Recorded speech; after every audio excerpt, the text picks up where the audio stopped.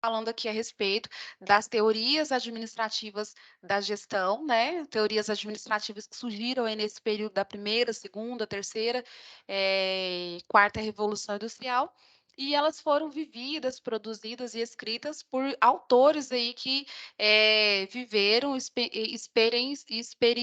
experienciaram aí essas vivências e escreveram a respeito, tá?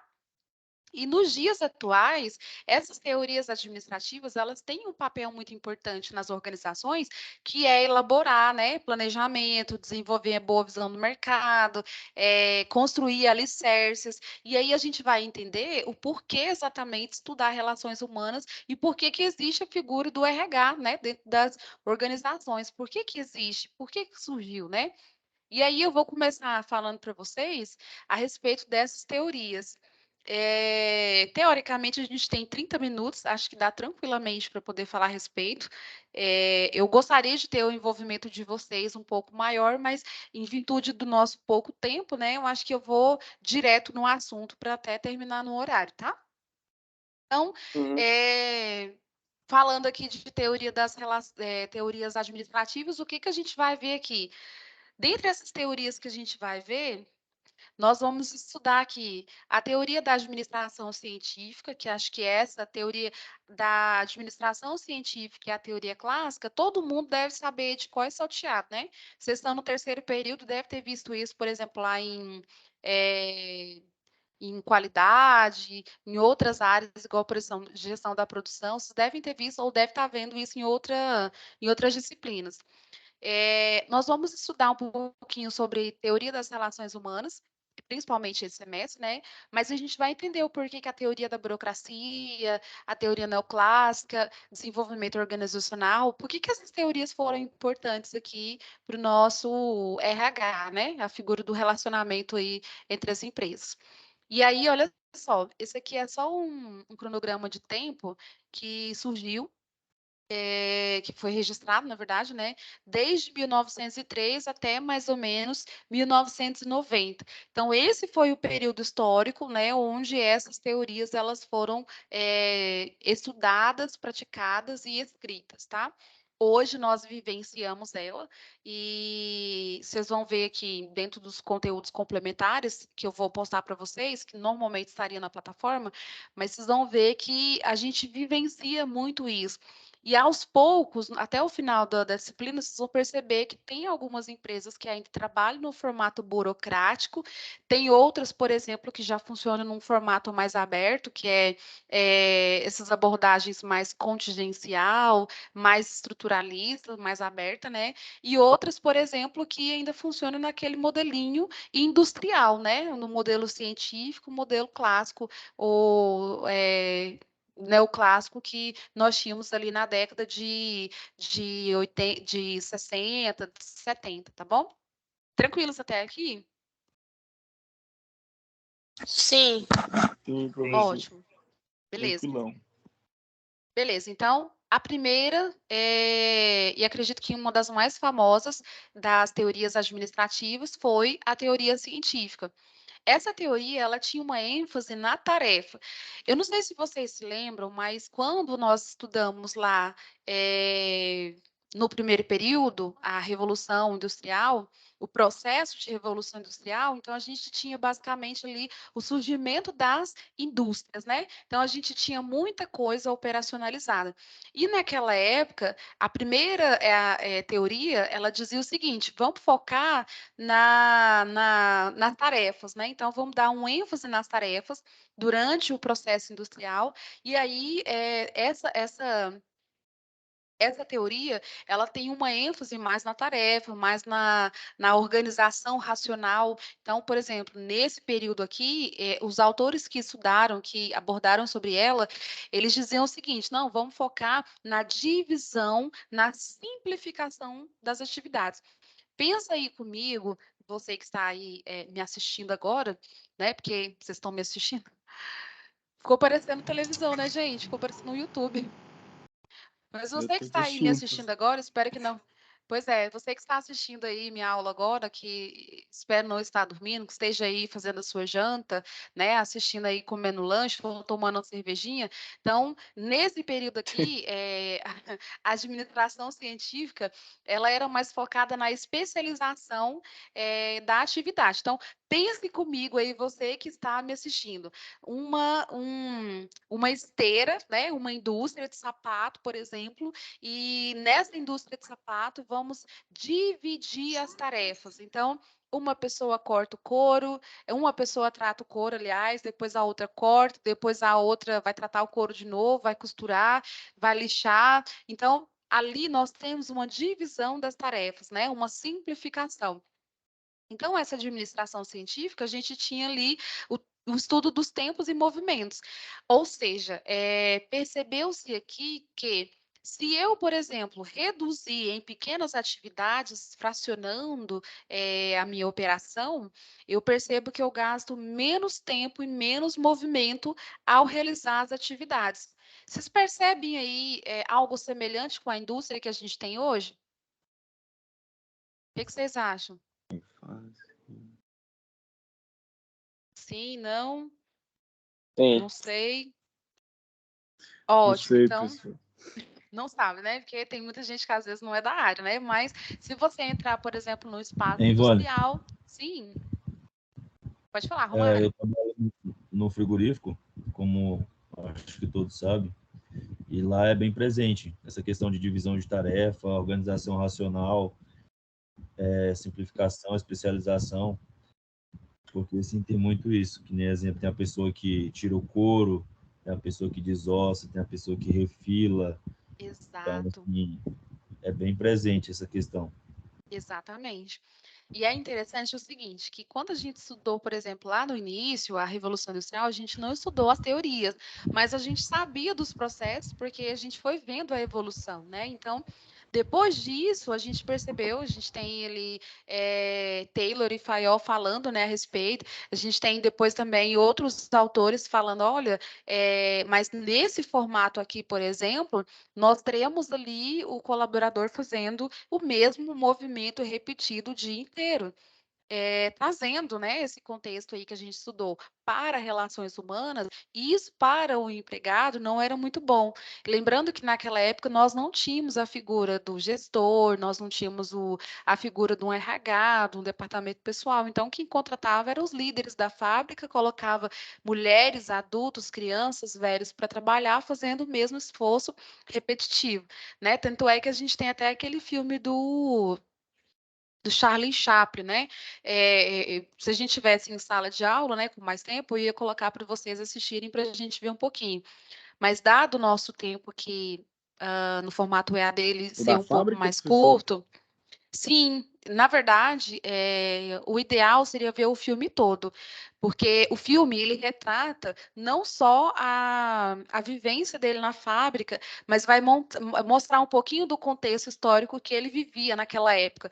E para a gente, por exemplo, que estudou a primeira, a segunda e terceira Revolução Industrial, isso assim faz uma diferença enorme, principalmente no sentido econômico, né? As indústrias estavam se formando, a economia estava se moldando, a Inglaterra estava desenvolvendo, criando novos portos, estradas de ferro. Então, assim, o filme ele traz uma riqueza muito grande de assuntos relacionados à história daquele período, sabe? Muito bom.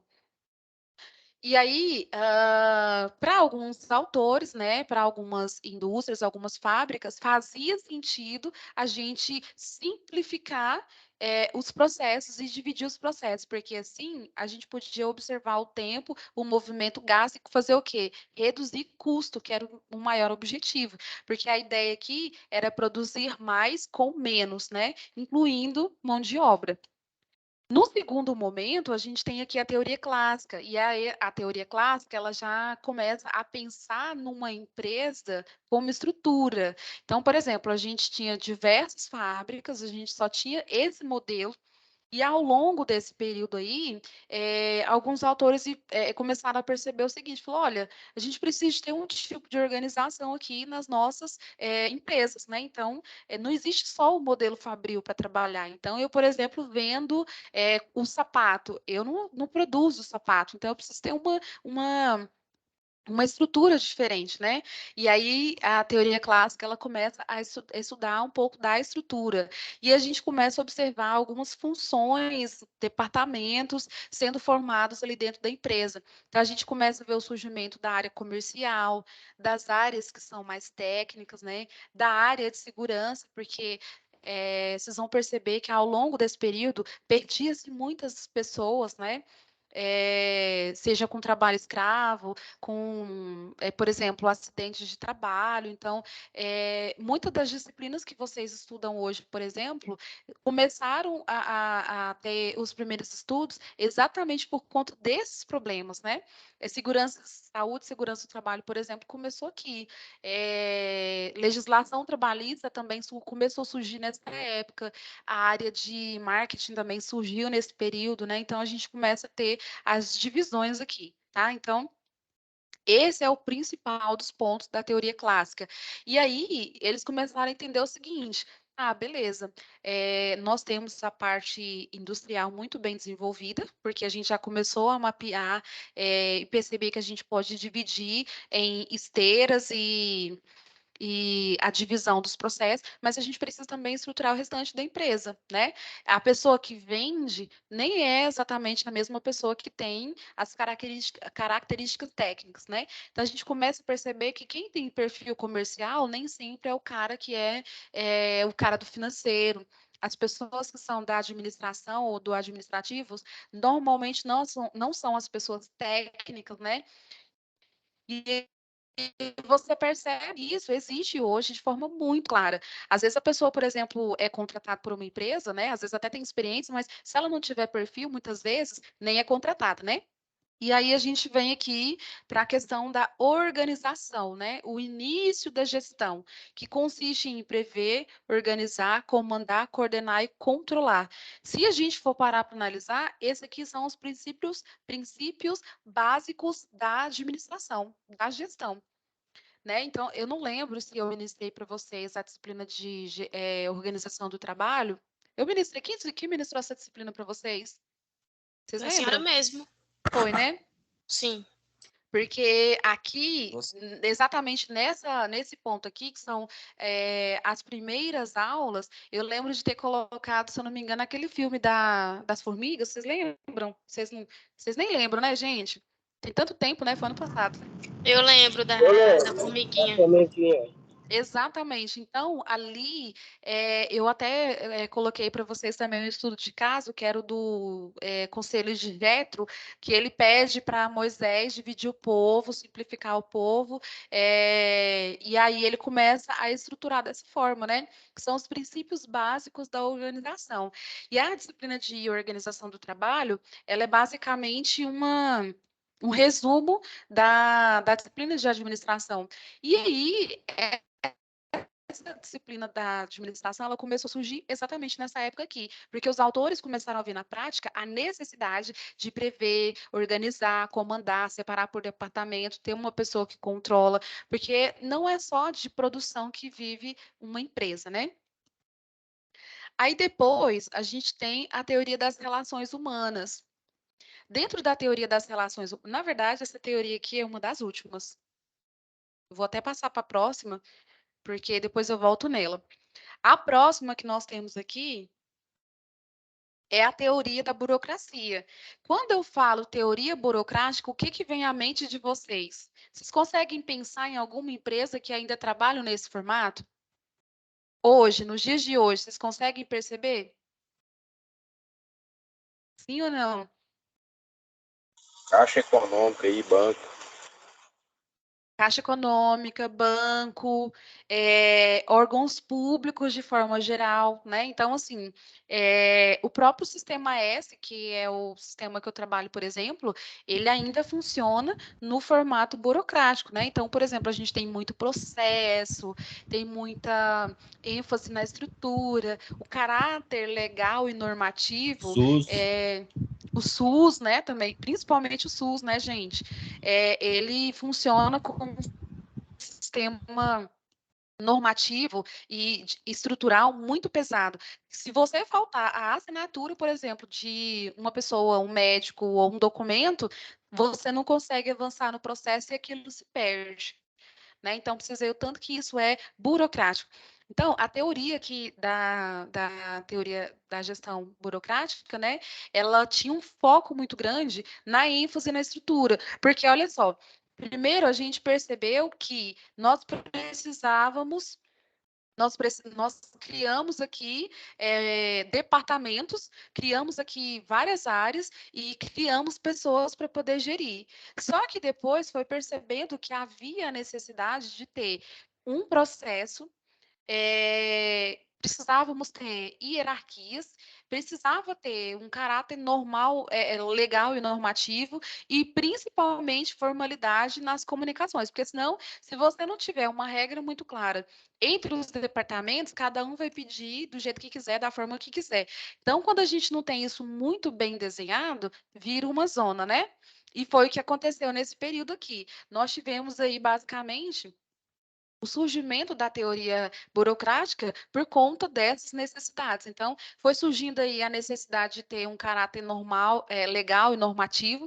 O que seria isso? Seria basicamente eu ter regra para tudo, eu ter processo para tudo e ter basicamente essa hierarquia. Sem isso, eu não consigo avançar. E aí surgiu essa teoria. É a melhor? Na verdade, não. Nós percebemos que hoje algumas empresas elas funcionam nesse formato, mas ela trava muitos processos, e à medida que trava esses processos, muita coisa se perde, né? Tanto é que a gente vai ver daqui para frente outra teoria que é o oposto do que essa teoria traz, sabe? E funciona muito melhor. Mas, na ocasião, realmente era necessário, né? E aí, a gente vem para a teoria estruturalista. Essa teoria aqui, ela diz o seguinte, falou, olha, a gente precisa ter a inter-relação entre a organização formal e informal. Por quê? Porque se a gente ficar só no caráter normativo, muita coisa se perde. Por quê? Porque nem toda empresa tem o mesmo padrão de existência. Por exemplo, nem toda empresa, por exemplo, trabalha da mesma forma que a Caixa Econômica, certo? Por exemplo, uma empresa da área de tecnologia, vocês acham que funcionaria da mesma forma que uma Caixa Econômica da vida? O que vocês acham? Quem não está dormindo aí, colabora comigo. Vamos lá, o que vocês acham? Gente, Professora, repete a pergunta, por favor.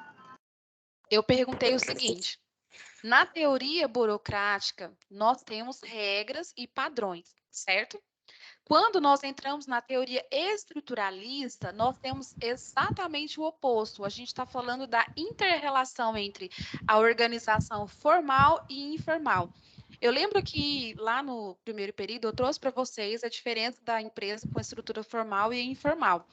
Mas trazendo aqui para o nosso dia a dia, é a mesma coisa a gente pegar, por exemplo, uma empresa de tecnologia e uma empresa, por exemplo, no sistema burocrático como a Caixa Econômica. Vocês acham que a Caixa Econômica conseguiria trabalhar da forma que trabalha de forma informal? Tem a mesma estrutura burocrática? Não. Com certeza não, né? Ivone, eu acho que toda Exatamente. empresa tem Sim. um certo nível de burocracia. Por exemplo, Sim. o sistema que a gente trabalha lá na empresa tem o tal do chamado. Quando acontece algum problema, tem que abrir um chamado. Então, eu acho que acredito que o chamado é uma forma de burocracia. Exatamente, é a Prestado forma de serviço. você estruturar um processo entre os departamentos, certo? Por quê? Porque imagina o cara do TI tendo que consertar 10 problemas diferentes da área de TI. Se não houver os processos, né, estruturados, acaba que a empresa não consegue, depois de um tempo, administrar a sua estrutura interna. Então, depois da teoria burocrática, percebeu-se que, beleza, a teoria é muito interessante, muito bacana, mas nem toda empresa funciona nesse formato, certo? E aí a gente baseia aqui no conceito como é que eu posso dizer, das empresas formais e informais. Então, tem empresa no formato informal que ela vai trabalhar muito de boa, dependendo do perfil, tipo, uma empresa de tecnologia, de comunicação. E aí a gente vem, dentro dessa teoria estruturalista, a gente entra em dois pontos, que é o quê? É a gente entender que nós temos aqui a abordagem do indivíduo em grupo e a abordagem dele, por exemplo, como indivíduo.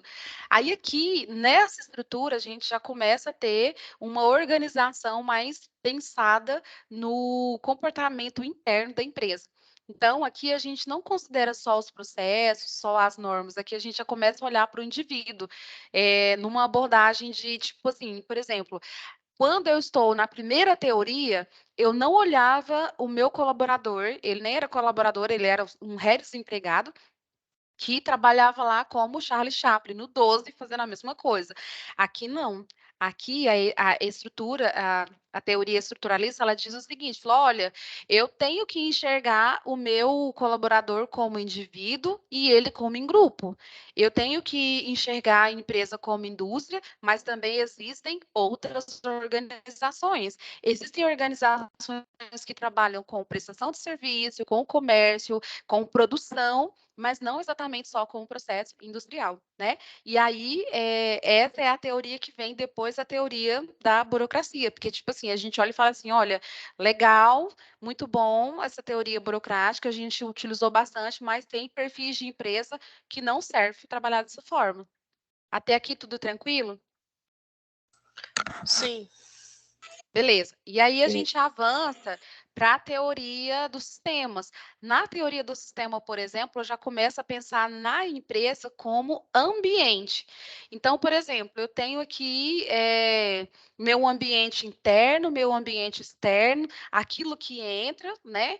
É processado ali no meio e aquilo que sai. Ou seja, eu não deixo de considerar os outros pontos importantes que os outros autores trouxeram, muito rico, mas tem momentos, por exemplo, ou perfis de empresa que eu tenho que pensar nesse formato aqui, no ambiente externo, na estrutura e aquilo que é produzido, né? Aquilo que engloba, quais são as partes ali, o composto que está envolvido. Essa é a teoria do sistema. E aí depois a gente tem a teoria neoclássica. Na teoria neoclássica, ela dá um avanço aqui e já pensa, opa, peraí, eu preciso criar uma organização aqui, porque lá na primeira eu dividi as tarefas, depois eu vim trazendo burocracia, processos, normas, depois eu vim trazendo, por exemplo, além da divisão do trabalho, eu criei ali algumas áreas, por exemplo, comercial, financeiro, tributário, mas aqui eu, na teoria neoclássica, eu preciso de trazer, por exemplo, uma organização dentro da minha empresa, através dos departamentos, né? Então, aqui a gente tem o surgimento dos departamentos, que seria o quê? A departamentalização,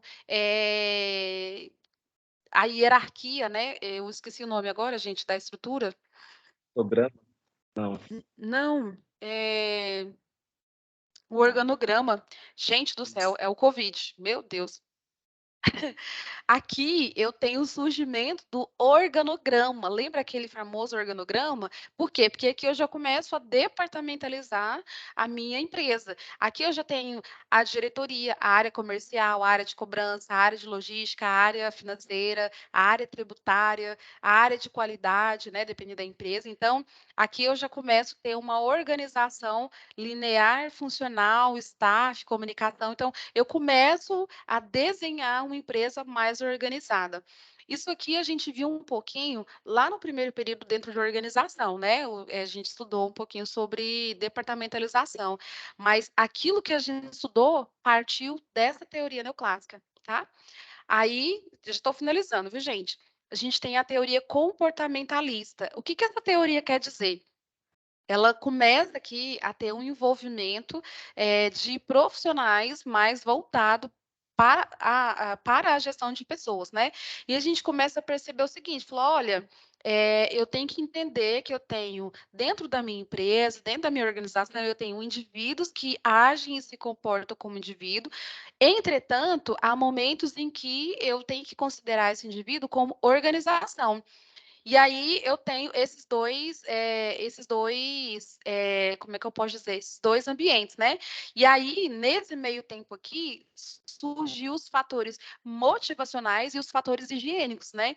Então, eu preciso entender o que causa motivação para a minha organização, para os indivíduos da minha empresa. Aí, a bibliografia diz o seguinte, falou, olha, eu tenho os fatores motivacionais, que é rotina, trabalho, autorrealização, reconhecimento, responsabilidade, né? Então, esses fatores aqui, eles motivam os colaboradores como indivíduos.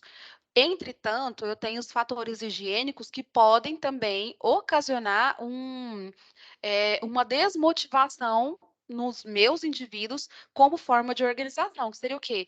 Condições de trabalho, administração da empresa, quando a gente tem aqueles gestores, né, assim, quando a gente tem o chefe, não líderes, né, na posição ali de gestor, e aí a gente tem os relacionamentos com superiores, né, falei superiores,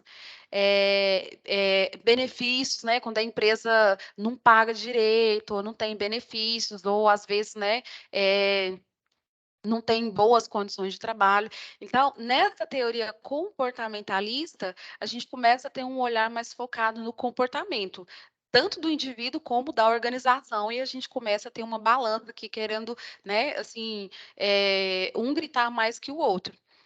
E aí, depois disso, a gente vem para o desenvolvimento organizacional. Aí, nesse caso aqui, passado mais alguns anos, a gente já tem a figura do profissional do RH, e ele começa a dizer o seguinte, fala, olha, a gente tem que dar ênfase nas pessoas, a gente tem que ter uma organização com relação à contratação, demissão, gestão dessas pessoas, a gente tem que envolver essas pessoas, trazer um planejamento mais participativo, né? Então, aqui é a teoria do desenvolvimento organizacional. Quando a gente pensa na organização, mas a gente dá um foco onde? Nas pessoas. Percebam aqui que a gente está caminhando para o final e eu tenho um oposto daquilo que a gente tinha antes, né? A primeira teoria, que foi a teoria clássica, o foco era no quê? No tempo, no movimento, na divisão das tarefas, na simplificação das atividades, a ponto de eu ter uma redução de custo. Nesse momento aqui, lá no início, não se pensava em pessoas, empresa, organização. Isso foi surgindo ao longo do tempo, à medida que a gente tem aí o desenvolvimento das revoluções industriais, né? Da primeira para a segunda, da segunda para a terceira, a gente tem um boom aqui. Aí, por último, a gente tem a teoria da contingência, que a ênfase é no ambiente e na tecnologia. Aí percebam que a gente começa a ter um outro fator aqui. Cadê o desenho para mostrar melhor? A gente tem um outro fator aqui e a gente analisa não só a tarefa, como a estrutura, como as pessoas, a tecnologia, é o ambiente de forma geral.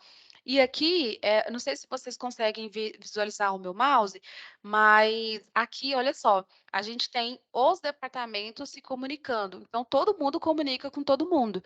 Isso, em determinadas empresas, não vai funcionar nunca. Por quê? Porque, dado o perfil da empresa, nós precisamos ali de ter uma organização com relação a processos, hierarquia, né? E vários outros fatores. Nesse caso aqui, por exemplo, da teoria da contingência, nós temos aí quais empresas, né? Uma empresa de RH, aliás, uma empresa de comunicação, marketing, uma empresa, por exemplo, com perfil de tecnologia, uma startup.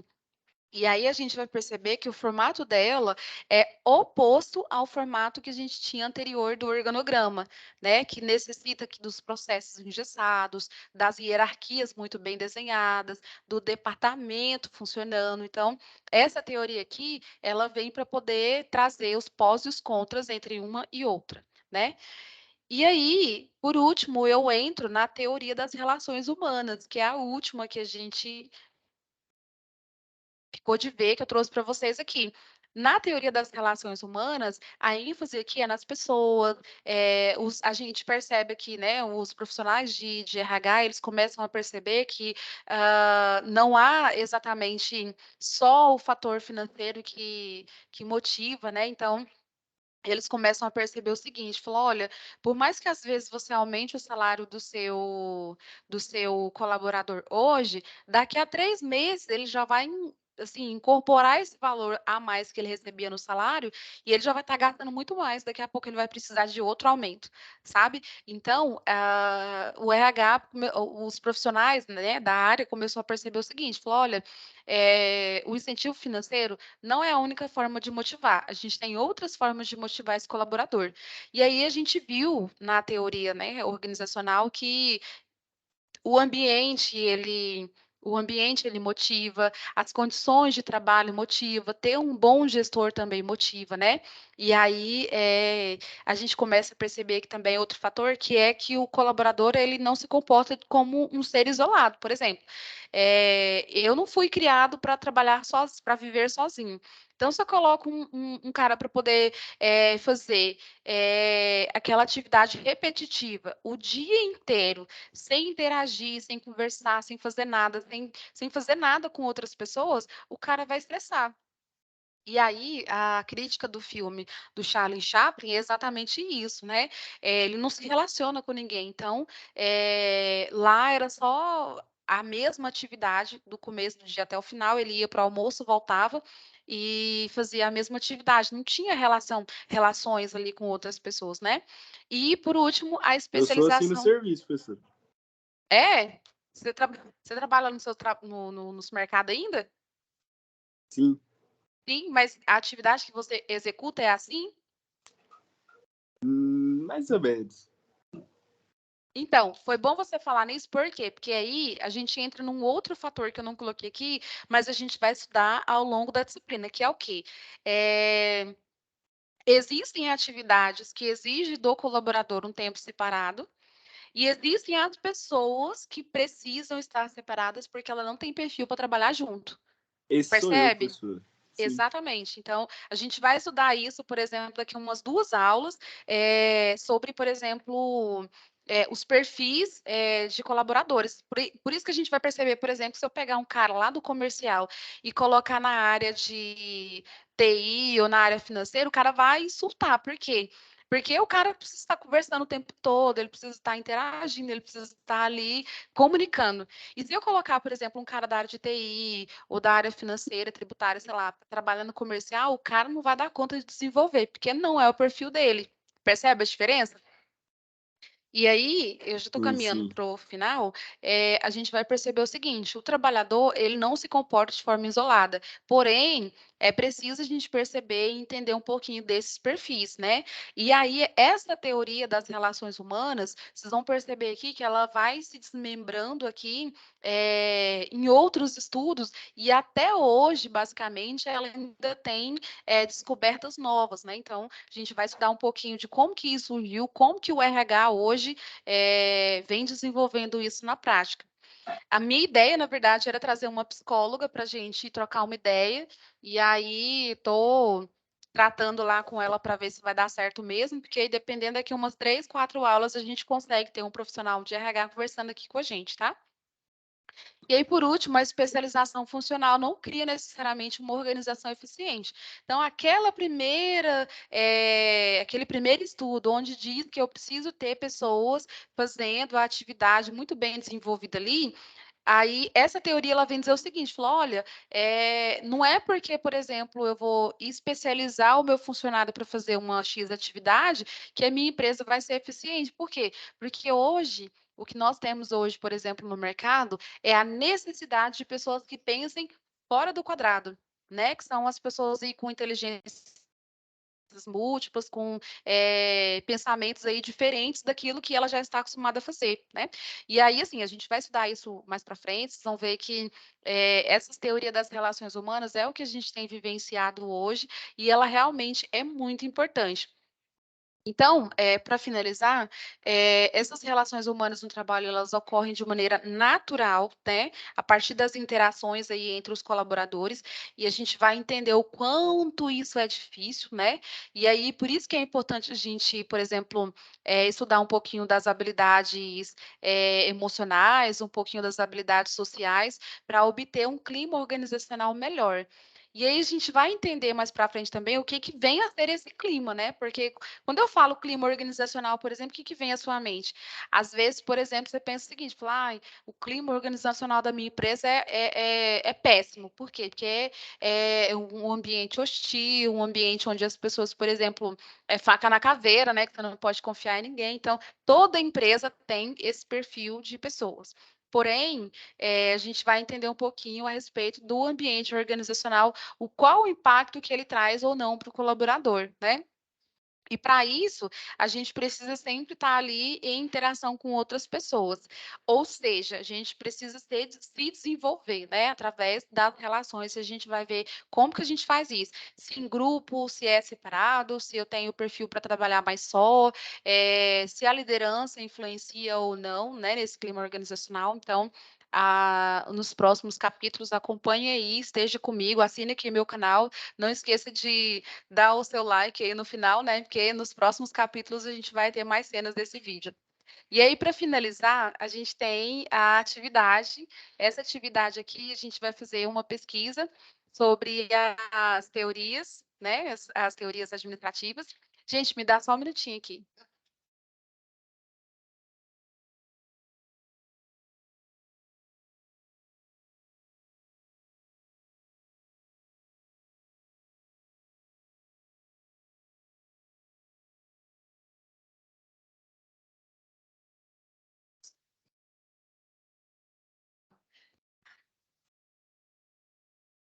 Aí, gente, vocês estão aí?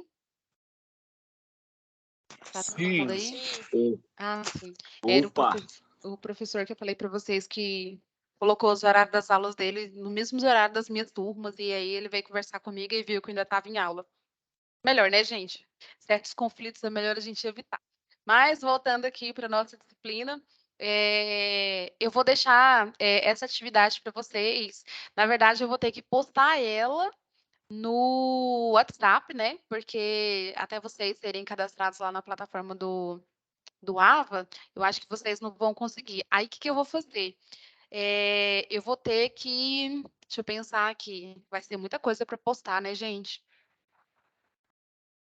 Deixa eu pensar aqui. Eu acho que eu vou fazer o seguinte: eu vou mandar para vocês o link do Google Class e a gente, pelo menos nesse primeiro momento, então, acesse o Class para vocês não ficarem sem material, tá?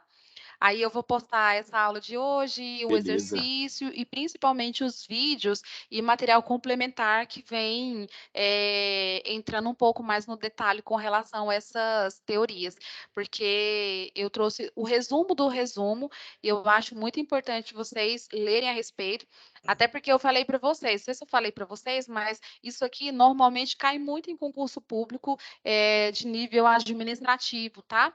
Então, assim, seria muito importante vocês darem um foco até para a gente conseguir dar follow com relação ao conteúdo nas próximas aulas, certinho? Estamos em paz com relação à questão da plataforma, gente? Vocês conseguiram entender a nossa dificuldade? Sim. Sim, professora. Entenderam? Ótimo. Então, assim, eu queria pedir uma coisa muito importante para vocês. É porque o que acontece?